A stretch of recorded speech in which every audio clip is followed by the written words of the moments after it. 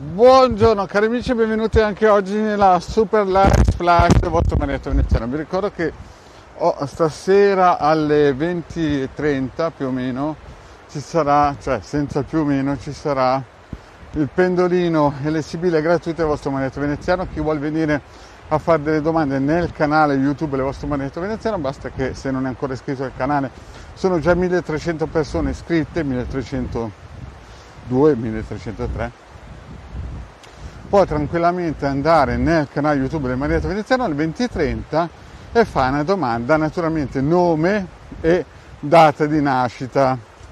Chiaramente dovete pensare che col nome e data di nascita, senza la foto, chiaramente le risposte possono avere un'attendibilità del 60 al 70%, no? Nel senso che se non c'è la fotografia e il cognome, le risposte col pendolino scendono di qualità, questo è indubbio.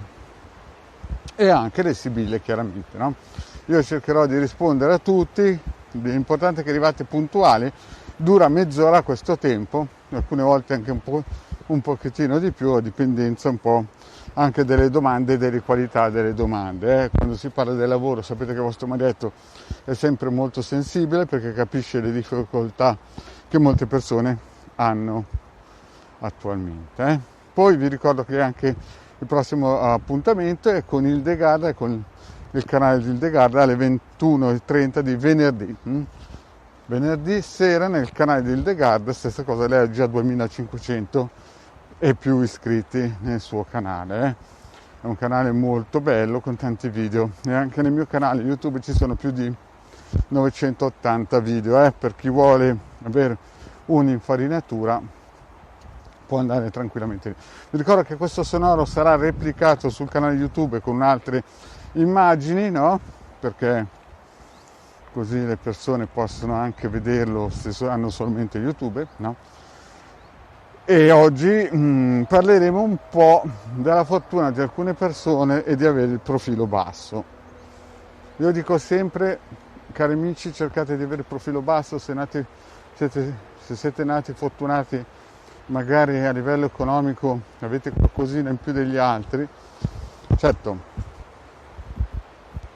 uno può dire ma io me la sono guadagnata, no? Però, come vi ho spiegato ieri, ci sono delle forze che fanno fare ad altri certe cose senza che se ne rendano conto.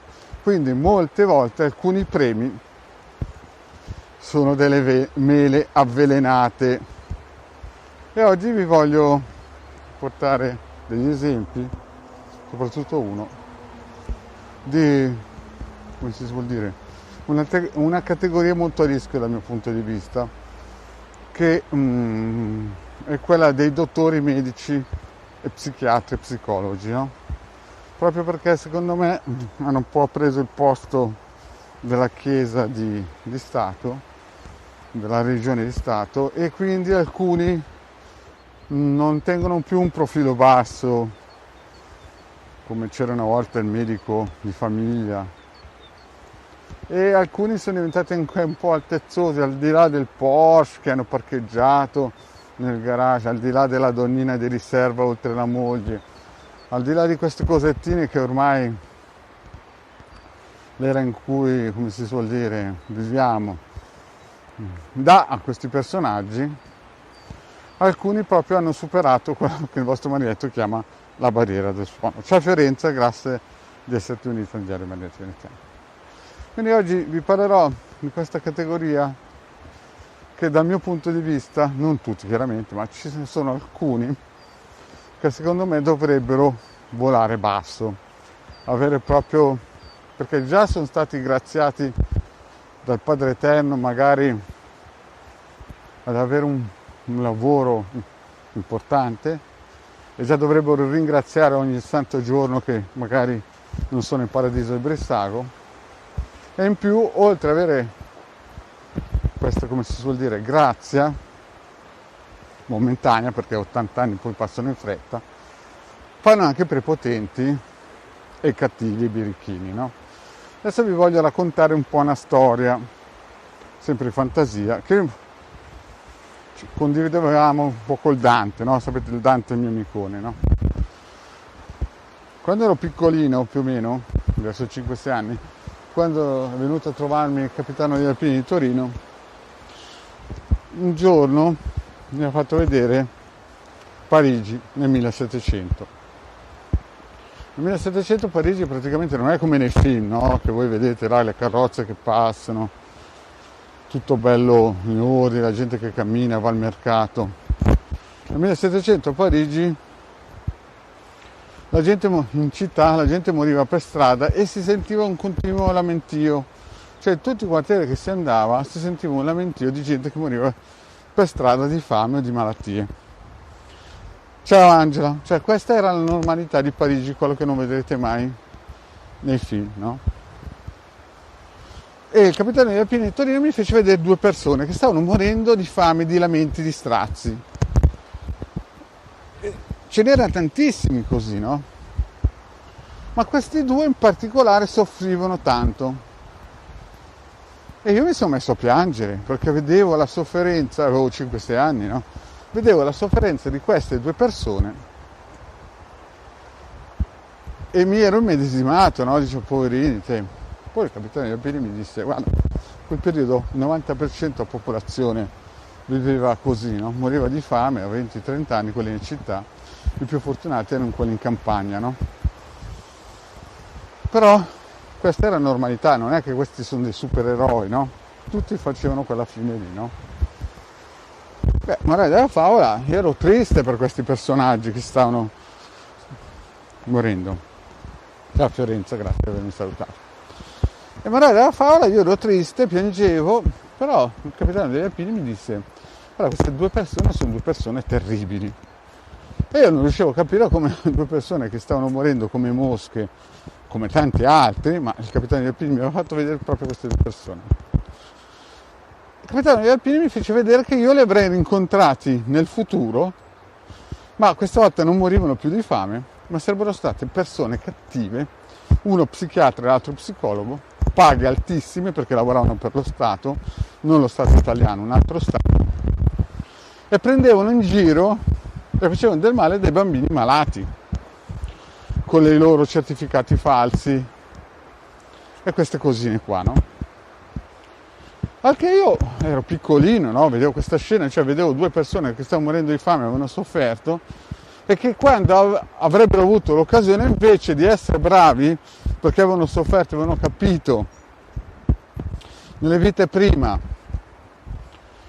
cosa vuol dire stare male, quando hanno potuto stare bene sono diventati dei boia.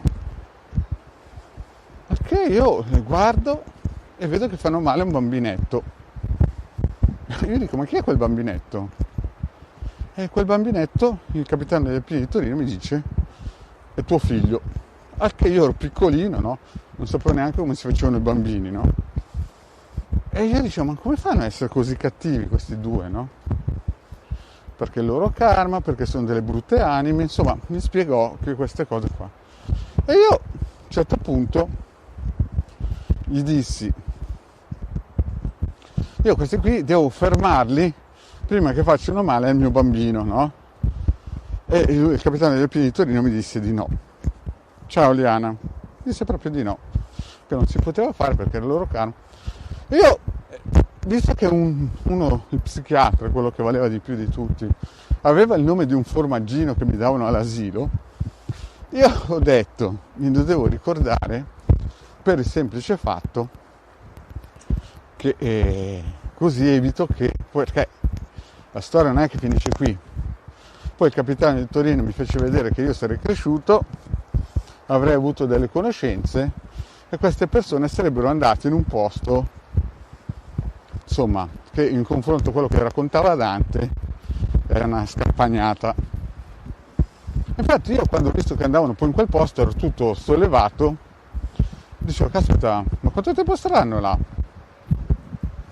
E il capitano degli Alpini di Torino mi disse 2,5 milioni di anni, perché io non sapevo contare in quel periodo lì, però qualsiasi cosa che avrebbe detto il capitano degli Alpini di Torino mi sembrava troppo poco, no? E gli dissi, no, mi sembra un po' pochino, anche se non sapevo cosa erano 2,5 milioni di anni, proprio perché ho visto che questi due dottori, con tutti i bambini, ma per sfiga loro, anche col mio, si comportavano come dei mostri, proprio perché volevano solo guadagnare. Passano il tempo, io mi dimentico di questa storia e a 15 anni, per chi segue il Marietto sa che incontro un orologiaio. Questo orologiaio, la racconto di nuovo per chi non ha mai seguito il Marietto, è nuovo, no? Ma per chi ha seguito le pillole sa che è questo orologiaio. Comunque lo racconto di nuovo. Era un tipo che avevano messo in un supermercato, no? Un supermercato di lusso, in cui era un pugno in un occhio, nel senso era una persona esteticamente che sembrava un moschettiere, cioè occhi azzurri, alto, lineamenti francesi, baffetti, sembrava un fotomodello che faceva l'orologiaio sul cammino delle persone, no? Cioè praticamente l'avevano messo lì e sembrava quasi una sentinella, per il semplice fatto che lui bastava che alzava gli occhi e vedeva chi passava. E mi aveva incuriosito questa cosa qua, perché era un fotomodello che faceva l'orologiaio, che praticamente era in una posizione che poteva controllare tutti quelli che passavano. E anche un cieco avrebbe capito che c'era qualcosa che non funzionava in questa posizione di orologiaio, no? Allora io ogni volta che avevo 15 anni, che ho già parlato con i cabalisti, ogni volta che passavo in questo supermercato di lusso, io entravo solamente a scaldarmi perché c'era l'aria condizionata calda in me, mi fermavo e lo osservavo, no? In inverno era bronzato, in estate era bronzato con dei bellissimi occhi azzurri di qua e di là. E succedeva che quando lui era giù, che guardava gli orologi, ogni volta che io mi avvicinavo, ciao Maria Gatti, ogni volta che io mi avvicinavo, questo faceva dei salti, si alzava, mi guardava e mi diceva, ah, sei tu. Insomma, io e lui abbiamo, che parlavamo, noi abbiamo cominciato a capirci, cioè ogni volta che io mi avvicinavo, anche se lui non si rendeva conto chi era, faceva dei sbalzi perché sentiva la mia presenza.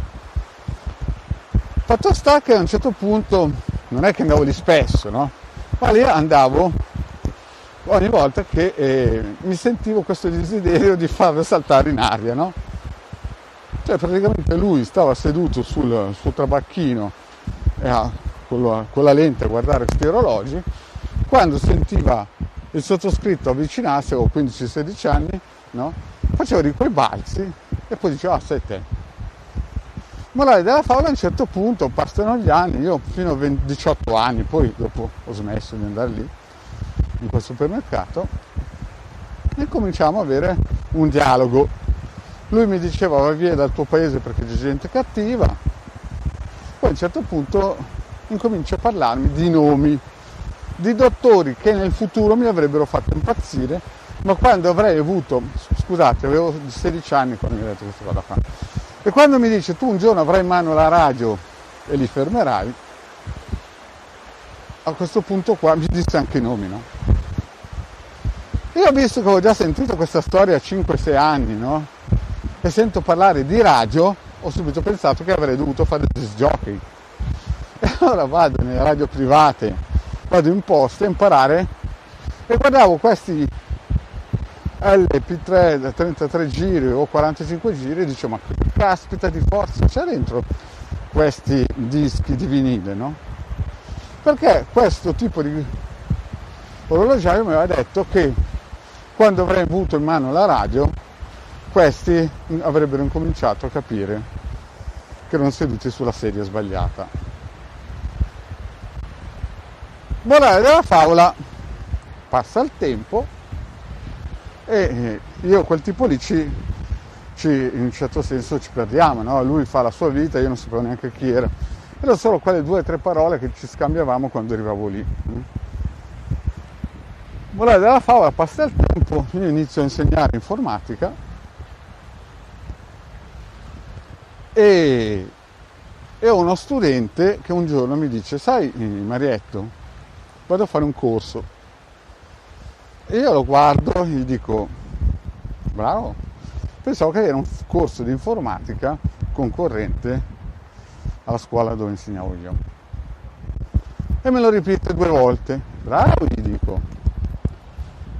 Alla fine mi dice: senti, vado a fare un corso per uscire fuori dal corpo. Io lo guardo, sapete, era classico tipo banca, chiesa, partito, insomma, uno inquadrato, no? Fare corsi per uscire fuori dal corpo in astrale, se uno glielo avrebbe detto un tipo così, avrebbe chiamato il TSO, no? Detto da lui ci sono rimasto: vai a fare un corso? Sì, perché mia sorella me lo paga, perché è andato a fare un corso da un tipo molto serio, che insomma lei è uscita dal corpo, insomma, e me lo paga mia sorella, non posso dirgli di no. Perché il vostro marietto lo guarda e dice: boh, vai, no? Passa qualche settimana, ci rincontriamo. E se prima era tutto altezzoso, e se prima era tutto baldanzoso, tosto, sapete, quelli che pensano di sapere la pagina, l'ultimo capitolo del libro della vita di tutti, in quel momento lì io ho cominciato a vedere che era veramente, insomma, gli tremavano le gambette. Mi dico: ma cosa ti è successo? Cavoli, te sei andato a questo corso qui, all'inizio l'ho preso sotto gamba, ma poi sono uscito nel corpo, sono andato nel futuro, destra e sinistra, ho visto di quelle cose. Morale della favola: va ancora a fare questo corso, ritorniamo, mi racconta di quelle cose che aveva visto, no? Morale della favola: cosa succede? E a un certo punto gli dico: senti, ma chi è il tuo maestro? Ma il mio maestro non è che vive di queste cose qua, però fa l'orologiaio. E io, quando ho sentito l'orologiaio, ho pensato: porca miseria, vuoi vedere che è quel tipo che 8-9 anni fa mi spiegava certe cose a me? E gli ho detto: ma senti, dove lavora? Poi me l'ha espresso, cioè me l'ha descritto, era proprio lui, lavorava proprio in quel posto dove praticamente... E gli dico: ma sai cosa mi ha detto questo tipo qui 8 anni fa? Che io avrò un figlio che non starà bene, che dei dottori poi gli faranno certe birichinate e poi dopo però, insomma, avrà una situazione non felice, mettiamola giù così. Morale della favola: alla fine questo orologiaio faceva anche corsi per uscire dal corpo. Morale della favola: io apro la mia attività e a un certo punto un giorno un mio collaboratore mi chiama e mi dice: senti, c'è mia moglie che ti vuol conoscere. Io penso: magari vuol portarmi dei clienti, no? Morale della favola: arriva sua moglie, dopo varie volte che mi voleva conoscere, io non ci tenevo. La prima cosa che mi aveva detto, cioè il suo compagno mi aveva detto che era una veggente, no? Io sapete che non ci credo a quelle cose lì. La favola, la prima cosa che mi ha detto mentre saliva le scale è che ero un radiestesista e che mi avevano avvelenato, cioè mi avevano messo del mercurio nei denti, no?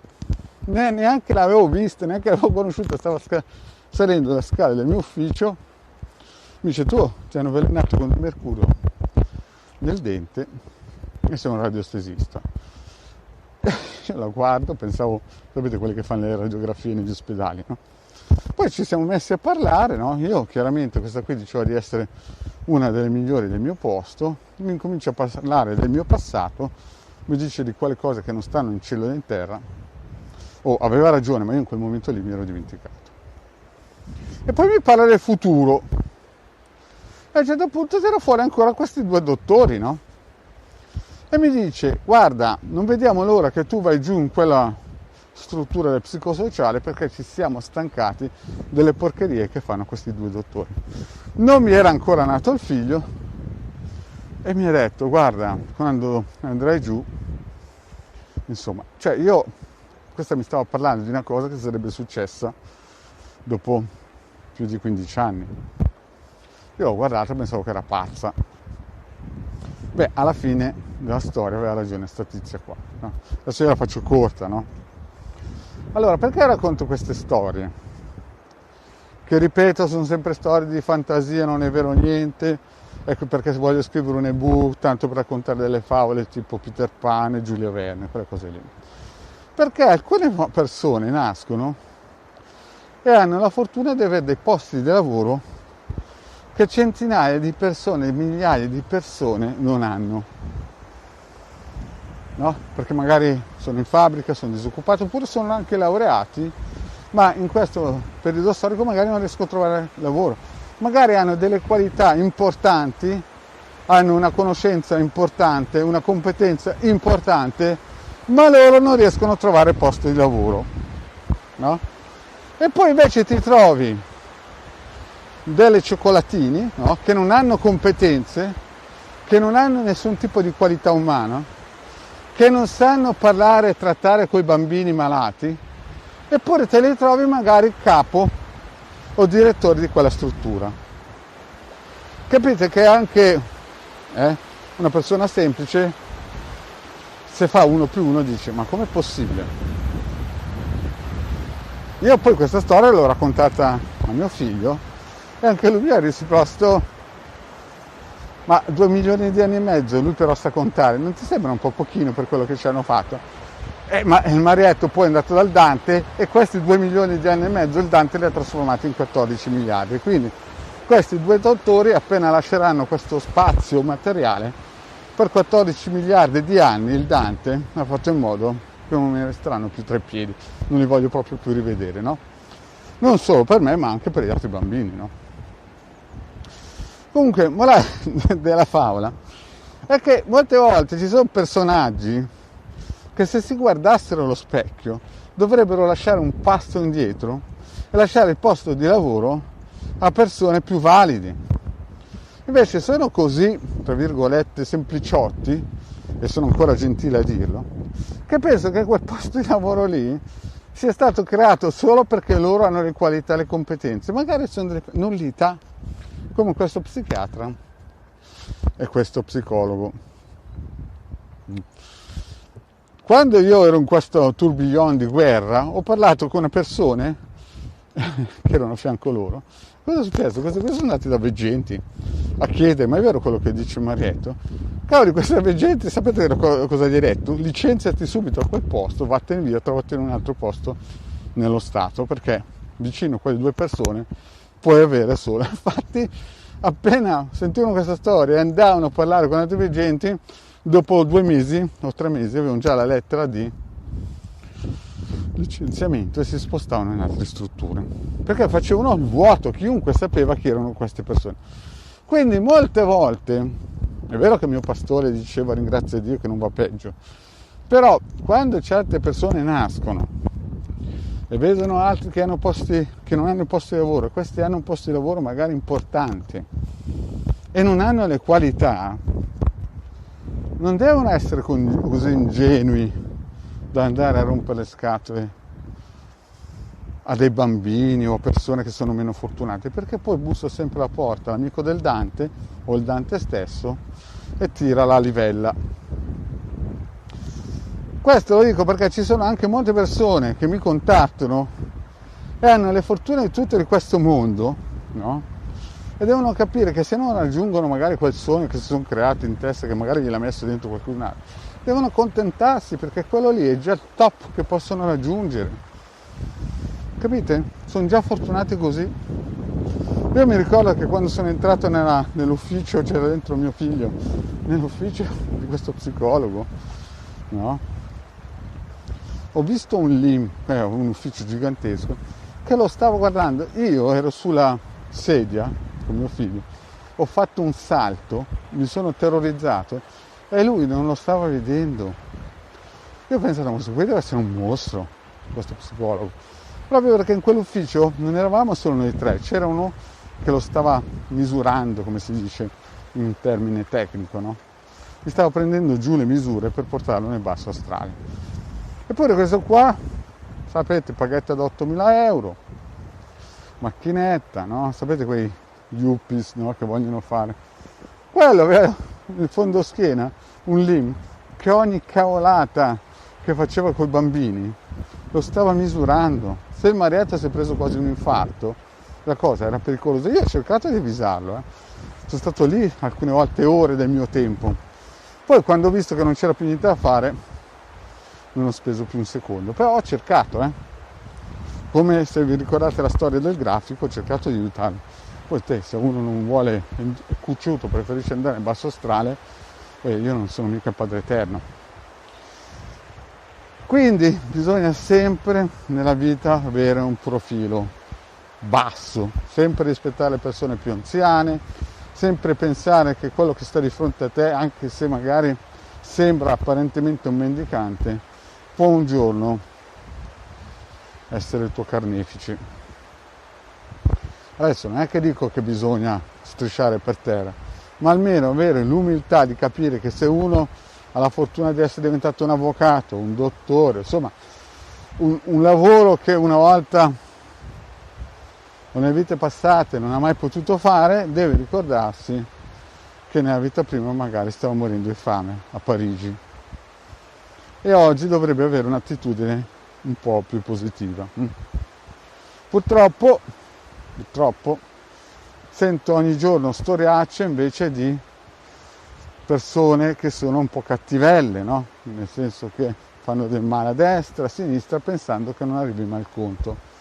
Il Dante quei due lì li ha piazzati 14 miliardi di anni. Quindi penso che tutti i veggenti che vedono dove andranno quei due personaggi lì, qualche spaventino se lo fanno, no? Purtroppo hanno scelto loro questo cammino di prendere in giro e fare del male dei bambini malati e quindi di conseguenza pagano il loro karma. E lì non ci sono angeli colorati, vogliamoci tutti bene, capite, no? Quelle cosettine lì da New Age. Quando si va di là poi non c'è niente che là ci sono altre regole. Quindi questo, perché stamattina vi dico questo? Perché chi ha già la fortuna di contattare il Marietto è già una persona fortunata, perché molti altri si prenderanno il basso astrale in mezzo ai denti proprio perché sono stati arroganti nella vita.